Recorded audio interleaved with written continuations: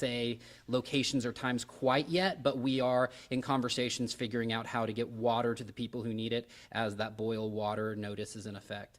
And then probably the last thing is just want to thank you to all of our partners, like neighboring counties and cities and great corporate partners who have stepped up. We're talking about that water, people saying, how can we help? How can we bring our tanks of water from, say, Smith County to come and make sure that you have the water you need for fighting fires or for, keeping the hospitals going. All those things that require water we don't think about, our neighbors are stepping up, and we're really grateful. When was the city first notified about a water main break? When was the first alert?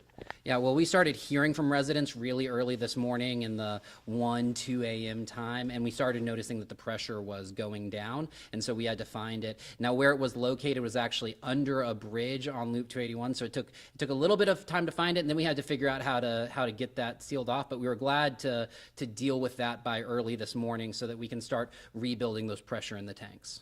And you said crews are out, but as of right now, there is no timetable to kind of the resolution of this? No, I mean, it's a work in progress. Again, we think that the leak has been dealt with, and so now it's just a matter of, our tanks were giving out water during that time, so they have to build back up in order for us to get the pressure needed for it to start working in homes and sinks and faucets and toilets. But that's coming, and we think it should be, coming. Sorry. Can I redo that? Yeah. No, yes. So we believe we have dealt with the leak, and so now it's just a matter of how long it takes for those tanks to fill up so that we have the appropriate water pressure for residents to be able to start using their water again. Absolutely. So, is any part of the city totally without water right now? Well, because of the super low pressure, we did receive reports from residents across the city that they were not able to get water, and then others had, trickles or just minimal water. But that should fix as the pressure starts rebuilding here in the next bit. So they'll be getting enough pressure to be able to run water, but they shouldn't drink any of it. When would they expect to at least have enough to fill a bathtub or, flush toilets, stuff like that? Yeah, absolutely. So we're expecting here in the next bit that the water will have built back up so that residents can start using their water. But again, you hit on it. The main point is that boil water notice is still in effect. Whenever pressure goes down like this, we're instructed in order to make sure that everyone is safe to issue a boil water notice, and then we have to have several clean, good tests before we lift that. That's just to make sure that everyone is safe and that no one has any negative experiences from this, and so we'll make sure to follow up on that. If you are currently not having pressure, you need to flush your toilet, and you have standing water somewhere, right? If you have a pool that's full of water, you can use that, right? Grab it in a bucket, dump it in the tank, and it'll flush, right? So there are still ways to go about living your life if you really need to. And if you need water when we are still under the boil water notice, we are working on that plan to figure out how to get our residents water.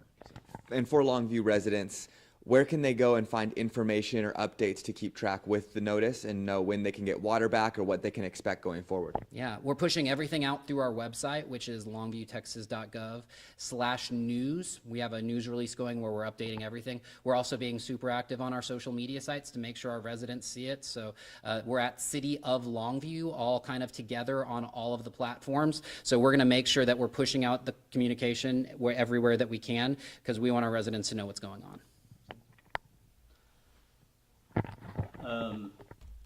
As far as the water main break, is there any clue yet or any idea what may have caused it? Was it just age or pressure or anything? Yeah, we don't know. We can follow up on that. That investigation is ongoing. Obviously, the priority this morning is getting people's water back, and then we'll continue to look at it as we move forward and as we get past kind of the crisis mode of this morning into actually being able to determine what happened. Now, we'll talk about the city of Longview, but it's also affecting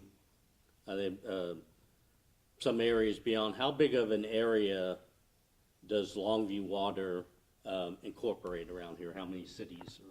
Yeah, that's a great question. So we do sell water to several of the neighboring cities. I'd let them speak about I don't know the exact setup for all of them from a city perspective, so I'd let them speak to it. But I would encourage everyone in the East Texas region to check with your local city or your local water distribution company just to make sure that our water issue is not affecting yours. I know that some cities may also be on boil water notice because the majority of their water comes from the city of Longview. So you have your own connections, right? So if you're in Hallsville or White Oak Gladewater, just check with your city and make sure if it's affecting you.